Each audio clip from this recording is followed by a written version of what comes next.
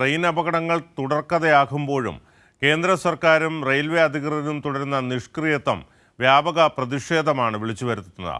നരേന്ദ്രമോദി സർക്കാർ അധികാരത്തിലേറിയതിനു ശേഷം 1 ഡസനിലേറെ ട്രെയിൻ അപകടങ്ങളാണ് ഉണ്ടായിട്ടുള്ളത്. തീവണ്ടികൾ തമ്മിൽ കൂട്ടിയിടിക്കുന്നത് തടയാൻ സംവിധാനം ഒരുക്കുമെന്ന റെയിൽവേ മന്ത്രിയുടെ പ്രഖ്യാപനവും പാഴ്വാക്കായി. പശ്ചിമ ബംഗാളിലെ ന്യൂ ജയ്പാൽഗുരിക്ക് സമീപം തിങ്കളാഴ്ച രാവിലെ കാഞ്ചൻജംഗ എക്സ്പ്രസിലേക്ക് ഗുഡ്സ് ട്രെയിൻ ഇടിച്ചെന്ന വാർത്ത ഞെട്ടലോടെയാണ് രാജ്യം കേട്ടത്. സിഗ്നൽ മറികടന്നെത്തിയതാണ് അപകടത്തിന്റെ കാരണമായി അധികൃതർ വിശദീകരിച്ചിട്ടുള്ളത്. ഇന്ത്യയുടെ വിവിധ ഭാഗങ്ങളിൽ ട്രെയിനുകൾ തമ്മിൽ കൂട്ടിയിടിച്ച് വൻ അപകടങ്ങളാണ് ഉണ്ടായിട്ടുള്ളത്. കഴിഞ്ഞ വർഷം ജൂൺ 2-ന് ഒഡീഷയിലെ ബാലസോറിൽ ട്രെയിനുകൾ കൂട്ടിയിടിച്ച് 296 ജീവനുകൾ നഷ്ടമായിരുന്നു. ആ അപകടം നടന്ന അടുത്ത ആഴ്ച ട്രെയിൻ കൂട്ടിയിടിച്ച് ആന്ധ്രയിൽ 14 പേരും മരിച്ചു. 2 അപകടങ്ങളും രാജ്യത്തെ പ്രധാന റെയിൽവേ റൂട്ടുകളിലൊന്നായ ഹൗറ ചെന്നൈ പാതയിലായിരുന്നു നടന്നത്. എന്നാൽ വൻ ദുരന്തമുണ്ടായി വർഷമൊന്നു കഴിഞ്ഞിട്ടും പാഠം പഠിക്കുന്നില്ല എന്നാണ് തുടരുന്ന അപകടങ്ങൾ സൂചിപ്പിക്കുന്നത്. നരേന്ദ്രമോദി അധികാരത്തിലേറിയതിനു ശേഷം 1 ഡസനിലേറെ ഇത്തരത്തിലുള്ള അപകടങ്ങൾ ഉണ്ടായിട്ടുണ്ട്. ട്രെയിനുകൾ തമ്മിൽ കൂട്ടിയിടിക്കുന്നത് തടയാൻ കവച് സംവിധാനം ഒരുക്കുമെന്നുള്ള പ്രഖ്യാപനവും പദ്ധതിയും വർഷങ്ങൾക്ക് മുമ്പ് തന്നെ പാളം തെറ്റി. പുതിയ ട്രെയിനുകൾ പുറത്തിറക്കുമ്പോഴും നിലവിലെ ട്രെയിനുകൾ സുരക്ഷിതമായി സർവീസ് നടത്തുവാനാണ് അധികൃതർ ശ്രദ്ധിക്കേണ്ടത്. യാത്രക്കാരുടെ പോലെ തന്നെ പ്രധാനപ്പെട്ടതാണ്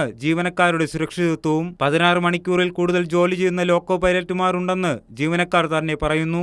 എന്നാൽ ഇപ്പോൾ എന്താണെന്ന് വെച്ചാൽ എല്ലാ കോൺട്രാക്ട് കൊടുക്കുന്നതിന്റെ ഭാഗമായിട്ട് കോൺട്രാക്ട് കൊടുത്തു കഴിഞ്ഞാൽ ഇതിന്റെ ജോലി കൃത്യമായി നിർവഹിക്കുന്നുണ്ടോ എന്ന് പരിശോധിക്കുന്നതിനുള്ള സ്റ്റാഫ് അടക്കം റെയിൽവേയിൽ ഇല്ല. സൂപ്പർവൈസറി സ്റ്റാഫ് വളരെ കുറവാണ്.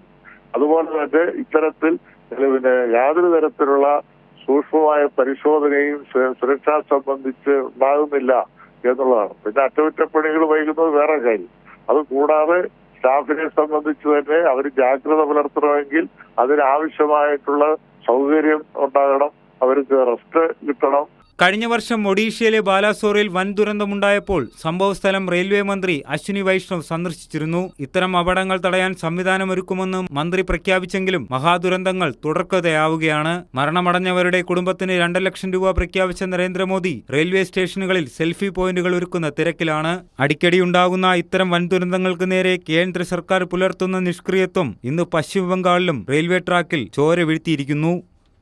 PJ Arun, Kairali news.